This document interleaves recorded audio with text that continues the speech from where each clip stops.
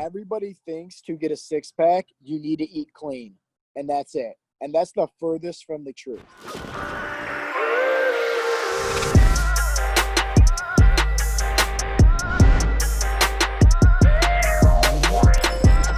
Welcome to the Hustle and Fit interview series. I have the pleasure of actually introducing Joe Callari. So he's a personal trainer. He was a beatbox instructor. I'm loving that part. A retired MMA fighter, a boxing instructor, and a certified personal trainer and a sports nutritionist. So, I mean, he's got the full package when it comes to getting yourself in shape and really knowing how to build functional strength. So, so thankful to have you here today, Joe. How's it going? It's going good, man. I appreciate the invite, man. I'm happy to be on the show today. Oh, man, it's our pleasure, man. So, yeah, I'm just fascinated with you. So the beatbox instructor, how did that whole thing start? So my buddy Zaz, he owns a gym in Cleveland, Ohio called Groove Ride. And he wanted to start basically like a boxing workout series that's basically going to like the beat of the music. So he named it Beatbox, which was really, really cool. I liked it a lot. And he asked me to be the head instructor there. So that's where I got to get my feet wet. And then before then, I was working at Title Boxing Club, which is a franchise. Everybody knows about Title Boxing Club. And yeah, so I like teaching group fitness is definitely a big passion of mine, helping out others. So, and then I know that you were also an MMA fighter too. So how did you get into that as well?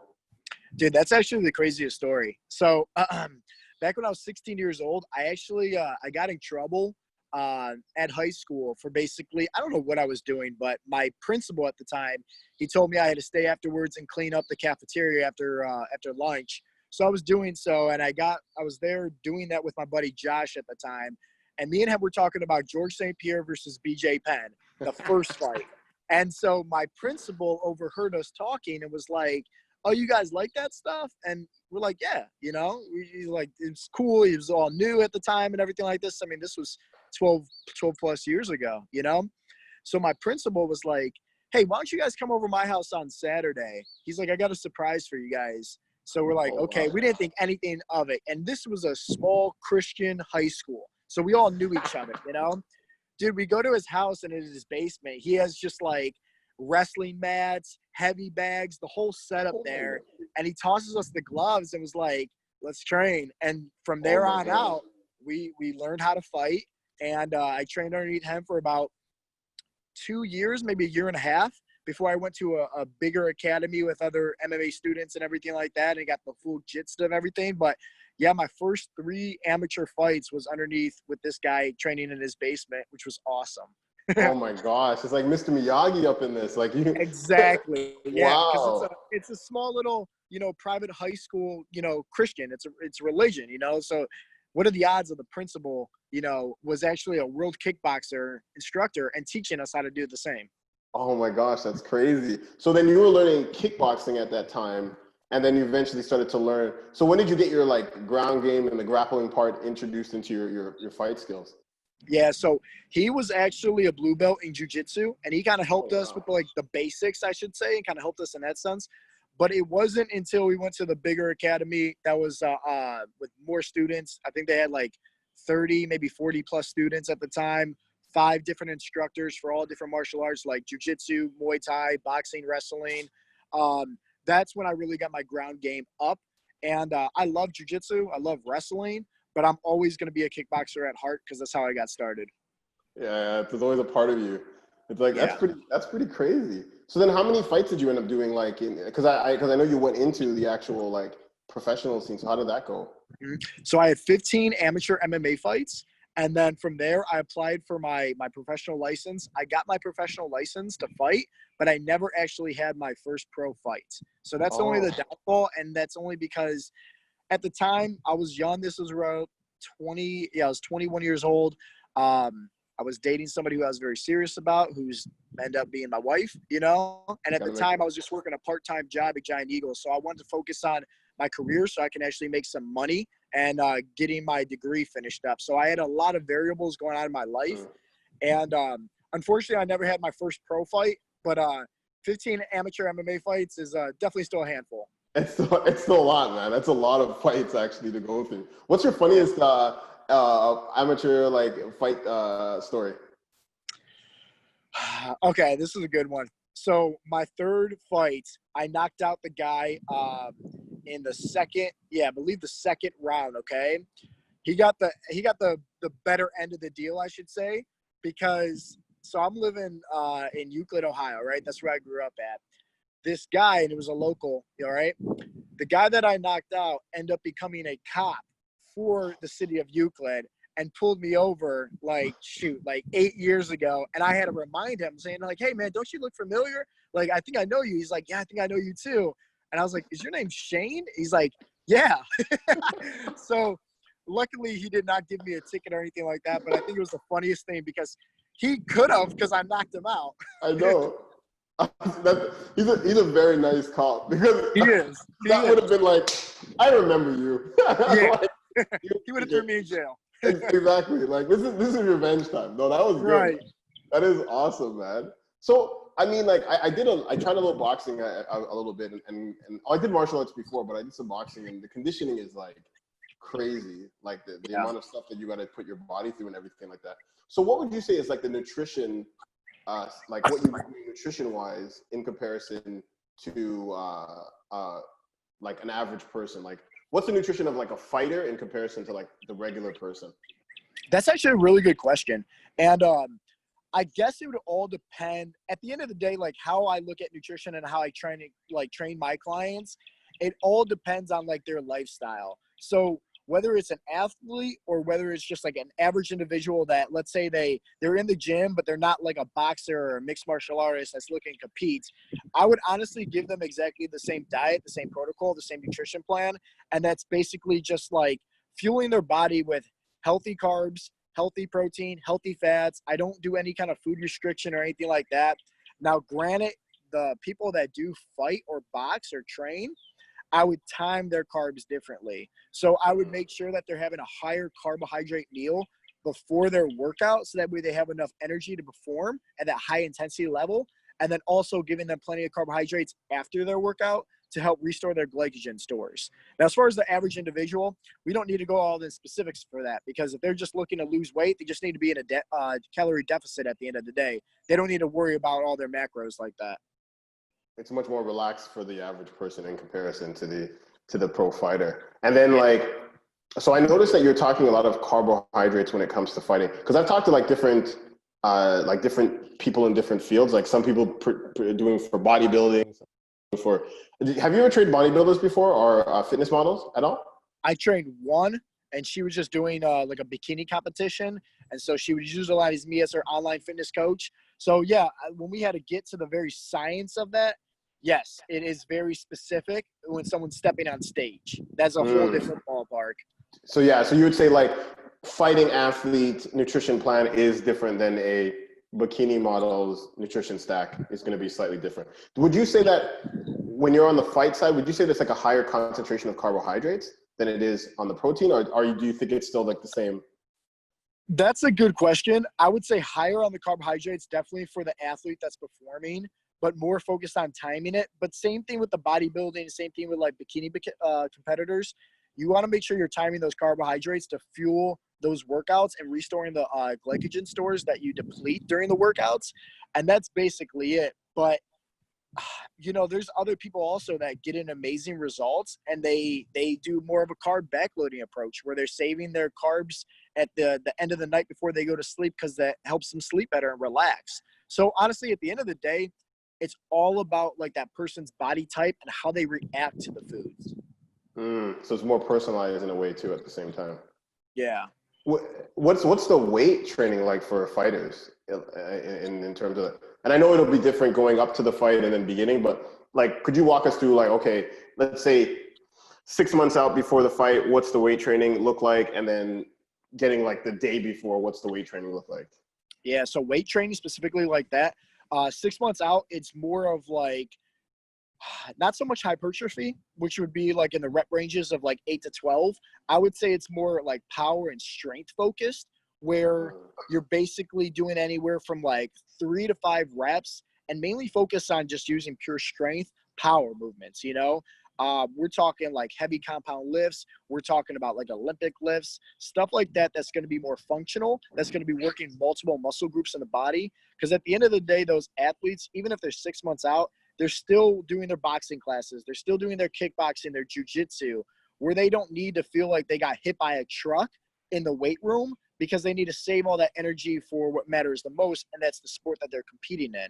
Now, when it comes closer to fight night, it's definitely more, I would say, lesser on the weights, simply because you don't want to risk an injury, especially before a fight, and you want to make sure that it's great using power in the ring, but you also want to make sure you have enough endurance. So that's when you'll be more focused on like HIIT workouts, so battle ropes, kettlebells, stuff like that. That's going to be more plyometric, stuff like that's going to be also more functional as well, where your body's moving in different ways than just normal like bench pressing or overhead pressing or deadlifts. Is that with the HIIT plyometric style? Would that be would that program be all the way through to fight night, or would that be more coming closer to fight night? You're going to do like, does that change, or do you always incorporate that in everything? I would always incorporate it, but it wouldn't be as intense. So basically, like 6 months out, I would say I would have a client or a fighter. Basically, they would be doing maybe 2 to 4 heavy workouts with like the powerlifting style, and then maybe 1 to 2 of the hits.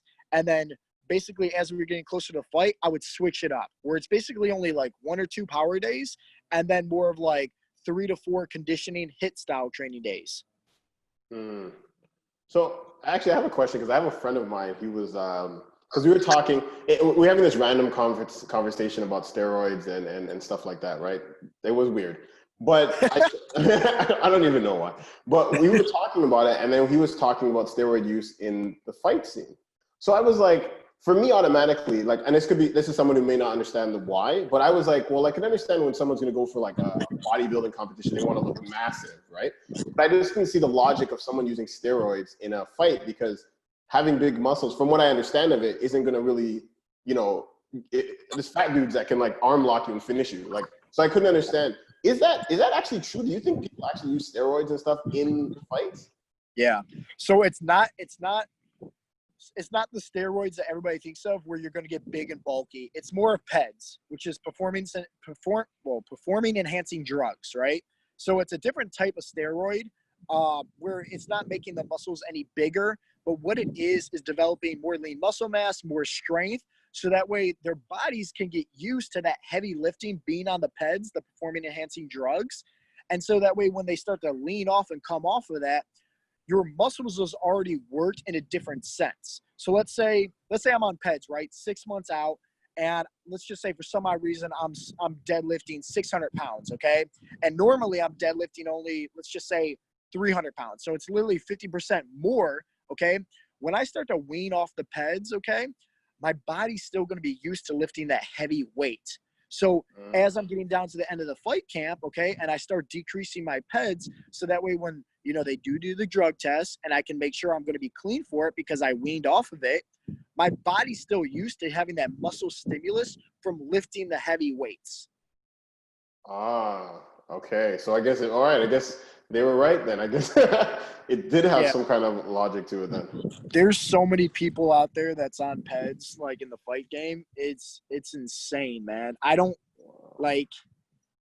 don't think there's a lot of clean fighters out there. I firmly believe there's maybe like a handful, maybe 2 handfuls, but I know for a fact, and obviously there's more and more regulations going on, so people or the fighters have to be more smarter with it on when to take it, when to wean off of it, so that way it's not going to show up in a drug test. But I think like the bigger promotions, like UFC, Bellator, stuff like that, they should be doing a lot more randomized drug tests, not just when people are scheduled for fights. Just every fighter, whether they have a fight coming up or not, just random drug tests out of the blue, and you'll probably find like better cases of people getting caught.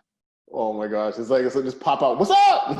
Like drug test. Like that's crazy. So then, if I was someone now, because most people, like the average person, is not going to want to go out and just start taking steroids and stuff like that. What can we do naturally now, like supplement stack wise, that can get us an enhancement like to what we're doing, but the natural stuff that's not crazy, that you don't want to damage your body? Yeah, dude, I'm actually going to be probably like the bearer of bad news when it comes to this, but I don't subscribe or tell or recommend any kind of supplements. Like, and that's my program in a nutshell on what I kind of teach my clients. Because here's the thing, I think supplements are complete BS, plain and simple. I think they do maybe 1% to 2% for your body's enhancement. And we're talking like the normal supplements, not steroids or anything like that. I think honestly they do only like 1 or 2%.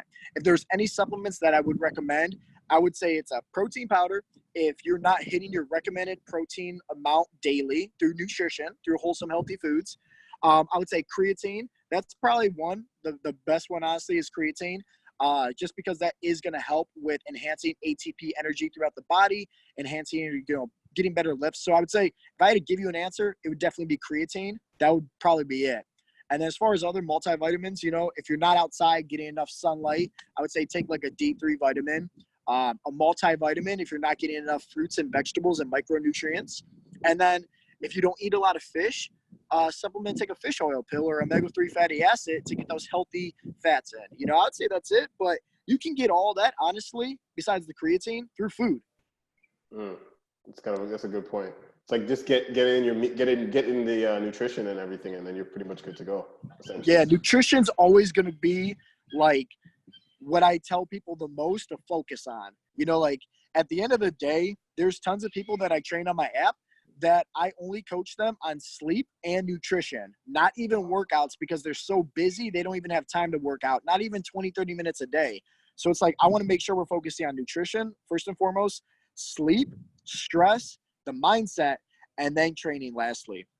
Once you get all those down, you're going to be good. But hands down, if you just get your sleep and you get your nutrition in, you're going to get the results you want. How important is sleep? Because you're the second person that I've heard about I'm starting to see this trend with the sleeping. And most people are like, if you're really busy, people are probably getting 7, maybe 6. Like, what's the average that a person should be trying to maximize their sleep patterns with? The average should be 7. 7 to 9 is ideally the best. I see 6, I sleep 6, and it's not even like a good night's sleep because my baby would be up in the middle of the night crying. So every 2 to 3 hours I'm up, or my wife's up, so I'm a light sleeper. So even when she wakes up, I'm waking up too regardless. But the bare minimum, I tell everybody at least 7 hours. And the reason why is simply because your body doesn't grow, your body doesn't enhance, your body doesn't look the way it does without proper recovery. Everybody thinks, it's in the weight room. It's with eating this. Sure, it's eating this, but the eating is also the recovery part, but it's also the sleep. In the weight room, that's where you're just training. That's where you're developing that muscle. That's where you're developing that calorie deficit to burn the fat.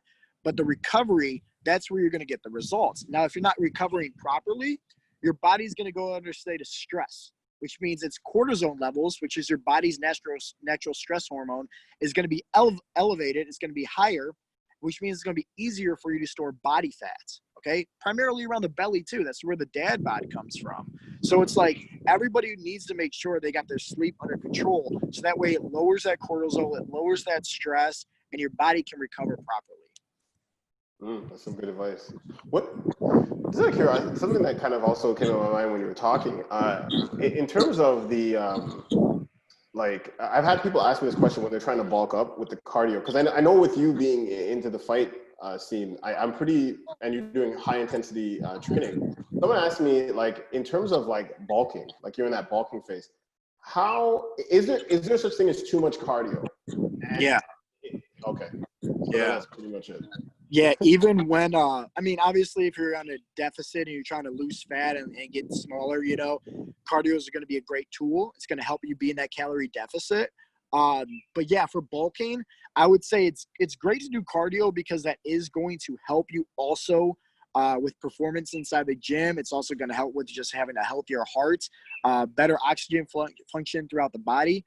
But I would say maybe max is 3 to 4 sessions a week, maybe of 30-minute list cardio, not the moderate intensity where you're going for a jog or running outside, not the high intensity, just list, going for a walk, which I'm a big fan of that because even when you're bulking, you want to make sure you're bulking and putting on muscle. So a lot of people want to go on these dirty bulks where they just eat everything in sight. No, that's called putting on fat. That's not called putting on muscle. So like whether you're in a deficit, you want to make sure you're like 300 to 500 calories below your maintenance. And then same thing with bulking, 300 to 500 calories above your maintenance, being in a surplus. Anything over that, your body's just going to start storing fats. So it's great to, you know, if you're bulking, to still make sure you're going outside for a walk, because walking doesn't necessarily get your heart rate elevated enough where you're using glycogen stores, which is coming from the muscle, which is coming from carbohydrates. It's primarily only using fat stores. So it's like walking, even if you're on a deficit, I tell everybody start off your day by going for a 30-minute walk, or right after you get done eating dinner, go for a 30-minute walk to help with digestion. But also it's going to help you burn fat more effectively, whether you're bulking or cutting. Okay, so that's pretty good. So walking is pretty much, doesn't matter what side of the equation. So now if I was trying to cut now, because I did notice some trainers who were trying to avoid cardio. They're trying to create the deficit mostly through eating. Mm-hmm. What's your opinion on that? And because I don't know, I have this feeling like sometimes even for myself, I started to notice a better cut when I started doing running. But yeah. So I'm trying to figure out, is it a good thing, or should I be trying to just focus more on the nutrition aspect rather than doing the additional cardio to push? Well, me personally, now I'm going to say me personally, just because there is some clients out there that I train that they would rather not go for a run, not go for a walk, not do that extra cardio. They would rather me just cut out more of their calories. Me personally, I love food so much, I don't want to cut out my calories. I'd rather just do a little bit more. You know, I'd rather just do a little bit more, which is going for another 30-minute walk. So I go for one in the morning, one in the afternoon, and one in the evening time usually. Just 20, 30 minutes here and there, just going for a nice walk. I wear my fitness watch, whatever. I make sure I hit at least, 10,000 steps in a day. As long as I'm doing that, I'm good, because I don't want to take away my calories. That's nutrients that I need to restore, to refuel, and to recover my body properly. Some good advice. Yeah, I feel you on that. I would prefer just to eat more and just attack the run essentially. Yeah. Use those extra calories to get a better workout in. Yeah, no, I feel you on that. It makes so much sense. Honestly, man, this is actually one last question. What are the common myths that really stop people from getting to where they want to go in terms of their fitness and nutrition and their health, basically? I would say the biggest one is that everybody thinks to get a six-pack, you need to eat clean, and that's it. And that's the furthest from the truth, okay? Wow. Now, like, eating clean is great, but here's the thing, and this is what I preach. So I don't, and if you ask any of my clients, they would say the same thing. I don't give out diets. I don't believe in diets, because diets means you're restricting something from your food. You're restricting something from your nutrition, whatever it is, okay? You're cutting something out, which sucks. That's why I hate the keto diet, because you're restricting out your carbohydrates, and carbs are your friends, man. Carbs provide energy. Carbs provide healthy testosterone in men, healthy metabolism functions, everything like that. But nonetheless, all right? I say this is that your body is your temple, but also your mind. That's where you're going to get and proper off that nutrition from. So everybody has this either, hey, food is good for you or food is bad for you type of mentality. I say throw that out the window. I say as long as you're eating 80% of the time healthy, wholesome foods, that 20% of the time you can eat whatever you want to eat. So with me, I train a lot of dads on my app. I tell them, hey, go for a walk, go have an ice cream cone with your son, go have a donut on Sundays with them. Like, you can eat that food. Like, don't be afraid and don't feel guilty, because now when you start feeling guilty, that's a mindset where now you start feeling really bad and you regret it. That's going to have more of a negative mindset towards food. So I tell people, one, don't feel guilty, but also two, enjoy those foods. As long as you're fitting it in, as long as you're tracking it, you're going to be perfectly fine. So for example, let's say somebody's calorie deficit is 2,000 calories, right? And let's say, 1,800 calories, they're eating healthy, wholesome foods. They're eating a really good job at having the recommended protein. They're doing their healthy carbs, which is like your oatmeal, your sweet potatoes, your rice, your beans, legumes, stuff like that, your fruits, broccoli, everything like that, okay? Your healthy fats as well. So now let's say there's 1,800 calories they've eaten throughout the day. there's 200 calories left, okay? I would tell them, go grab a donut for that 200 calories, a glazed donut, Krispy Kreme, 200 calories right there, rather than grabbing a protein bar. Why? Well, simply this. If you're training your body not to have those foods, okay, which I call sanity foods, you're going to keep on going on this 100% healthy kick, all right? Maybe a week goes by, it's great. Maybe another week goes by, it's great. But eventually there's going to be a time and a place where you're going to be out and about somewhere and someone's going to bring you a box of donuts. And you're going to smash that entire box of donuts simply because you're going to have one bite. That one bite is going to turn into the whole donut. And then your mind is going to trigger something and basically goes, oh, shoot, this is sugar again. We haven't had this in the longest. I don't know when the next time I'm going to have these are. These taste really good now. I need to eat everything right now. So you binge eat. So then next thing you know, you're way over on your calories, okay, and it messes up everything. And then you feel really, really bad up here mentally about it, rather than if you just say, hey, I'm just going to have one donut now, and I'll be fine with that one donut because tomorrow I can have another one, That's the proper way how everybody should be focused on nutrition. Eat healthy 80% of the time, and then 20% of the time, have those sanity foods because that's going to keep you on the right track. Oh, Joe, that was fire. That was fire. That's interesting. I learned something new again. Oh, my goodness. Yeah. That's awesome. So where can everyone find you? Like, what are you working on right now? So what I'm working on right now and what I'm mainly focused on is just helping other dads, helping other parents out there through my 12-week transformation program. And then what that is basically I'm helping out these dads, these busy moms, where I'm looking from the outside in and making small adjustments to their life using my fitness app, where I'm giving them easy at-home workouts that they can do, personalized meal plans. And the best part about this is day by day, your life's going to switch up. So why would you not have a coach work with you day by day as well? So that's where the flexibility comes in. That's where the community comes in with everybody else, where you get to meet all these other parents that's going through the same fitness journey as you, trying to overcome losing weight while being a busy parent, stuck inside at home right now through this whole entire coronavirus situation.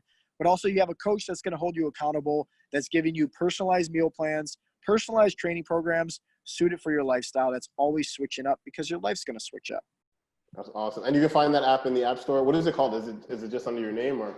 No, so it's a private app. Basically, the software that I use is called Trainerize, but it basically need like permission to go on there. So everybody just visit Heartletics.com. That's my business name. Where basically we take hearts, so everybody has the heart function, and then we take athletics, we combine the two, where I can basically make anybody that's an average person, turn them into an athlete as long as they have the proper heart and the mindset. So Heartletics.com. Oh my God, it's awesome, man. And you know what? I always like to end off the interview with this question. If you could leave the world with anything from a health perspective, what would be the thing you'd want to leave the world, like to let everybody know before you left it? That's a tough one, man. I know. From a health perspective. All right, I'll say this is you don't need a gym to get in shape. You don't need equipment to get in shape, okay? If you look way, way, way back before civilization and all that stuff, we're talking like back to the caveman days, all right? Walk. Your body is made to move. So many of us live these sedentary lifestyles where we're sitting down in front of a computer all day, just working on things.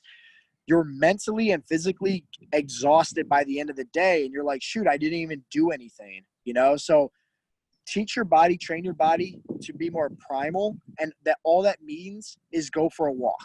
All right. Make that a daily routine. Doesn't matter if it's a 30-minute walk, bare minimum, or a 2-hour walk because you're hiking with your son somewhere. Go for a walk, spend that time outside with nature. And also, if you can, spend it outside with your family as well, and put the phones away. Thank you so much, Joe. Everybody, Hustle and Fit family, please go and follow Joe. Get his app. He's amazing. He knows what he's talking about. He's gone through a very big journey from fighting to beatbox. It's just been amazing. So I highly recommend going out, finding this man, and basically getting on and joining his crew. All right. Well, anyways, thank you guys again at the Hustle and Fit Nation, and see you guys later. Cool. Thanks for having me, brother. Oh, for sure.